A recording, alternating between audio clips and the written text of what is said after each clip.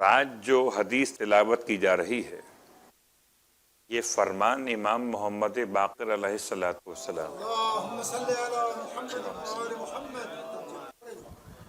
فرماتے ہیں ان اللہ خبأ ثلاثۃ فی ثلاثۃ، بے شک کہ اللہ نے تین باتوں کو تین کے اندر پوشیدہ کر دیا ہے، یا ترجمہ یوں کر لیں کہ تین کو تین کے اندر پوشیدہ کر دیا ہے۔ خبأ، پروردگار نے پوشیدہ کیا اپنی رضا کو اپنی اطاعت کے اندر۔ بس اب کسی بھی خدا کی اطاعت کے عمل کو حقیر مت سمجھنا۔ ہو سکتا ہے خدا کی رضا اسی ایک چھوٹے سے عمل کے اندر موجود ہو۔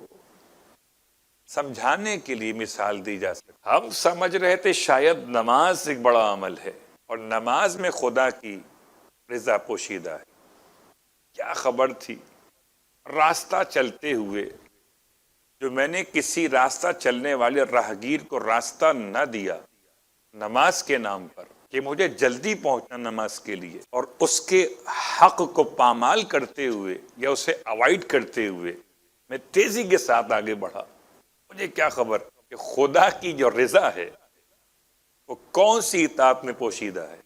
میں اس کو ہیلپ کرتا، اس کا خیال کرتا، چاہے نماز میں لیٹ ہو جاتا، مجھے نہیں معلوم۔ فَلَا تَحْقِرَنَّ، امام فرماتے ہیں حقیر مت سمجھو کسی بھی اطاعت خدا کے عمل کو، ہو سکتا ہے اللہ کی رضا اسی عمل کے اندر ہو۔ کبھی یہ سوچ کر وضو کے مستحبات کو ہم چھوڑ دیتے ہیں، بس ٹھیک ہے واجب کافی ہے، کیا خبر کہ خدا کی رضا جو ہے وہ اسی عمل کے اندر موجود ہو۔ پھر امام فرماتے ہیں خدا نے اپنی ناراضگی کو پوشیدہ کر دیا ہے اپنی معصیت کے اندر، تو خدا کی معصیت کے کسی کام کو حقیر مت سمجھنا کہ چلیں اس سے کیا ہوتا ہے، یہ تو چھوٹا سا کام ہے، بڑے کام میں خدا کی ناراضگی ہوگی، یہ کام چھوٹا سا ہے۔ اس سے ہمارے یہاں سب سے آسان کام ہے غیبت، سب سے آسان کام ہے تہمت، سب سے آسان کام ہے نقطہ چینی۔ خود عمل کرتے نہیں اور جو عمل کر رہا ہو اس کے عمل پر اعتراض کرتے ہیں، سوء گمان کرتے ہیں کہ اس نے یہ بنا لیا، اس نے یہ کھا لیا، اس نے یہ کر دیا۔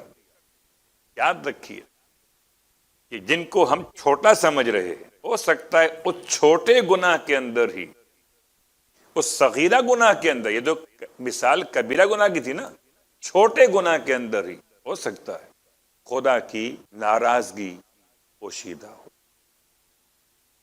پھر امام فرماتے ہیں پروردگار نے اپنے اولیاء کو اپنی مخلوقات میں چھپا دیا ہے۔ خبردار خدا کی مخلوقات میں، خدا کے بندوں میں کسی کو حقیر مت سمجھنا۔ ہو سکتا ہے کہ جس کو تم حقیر سمجھ رہے ہو بیچارہ غریب سا مومن ہے، چھوٹا سا کام کرتا ہے، کتنا چھوٹا کام کھجور بیچتا ہے، کتنا چھوٹا کام خربوزہ بیچتا ہے، کتنا چھوٹا کام ٹھیلا چلاتا ہے، اللہ اکبر۔ اور کہاں وہ صاف ستھرا مومن جو گاڑی سے اتر کے آتا ہے، اور کہاں وہ ٹھیلا چلانے والا۔ یاد رکھیے امام کا فرمان ہے کہ خدا نے اپنے اولیاء کو چھپا دیا ہے اپنے بندوں میں۔ یہ نہیں کہتے مولا جس کے پاس گاڑی ہے وہ ولی نہیں ہو سکتا، مولا یہ نہیں کہتے جو ٹھیلا چلانے والا وہی ولی ہے، یہ نہیں کہتے مولا۔ مولا تو انسانوں کو، انسانوں کے ساتھ رویہ کیسا اختیار کرنا چاہیے اس کو بیان کرتا، تاکہ اگر خدا کا ولی ہو سکتا ہے صاحب حیثیت ہو سکتا ہے صاحب غربت ہو، تو کسی بھی بندے خدا کا حقارت کے ساتھ اس کے ساتھ پیش آنا انسان کے لیے مناسب اور جائز نہیں ہے۔ ہو سکتا ہے وہ اللہ کا ولی ہو۔